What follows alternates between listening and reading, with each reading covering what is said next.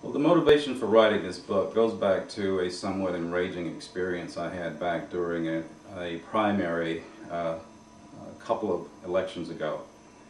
It was late one afternoon, very rainy. I ran into the polls, and it happened to be one of those days when the weather presented an opportunity for people not to go out and vote. As a matter of fact, I ended up being the only voter in the polls, and or the only person in the poll except the poll workers. As I gathered my registration materials and my ID and walked up to the table to get my ballot, of course this was during a time before the computerized voting platforms.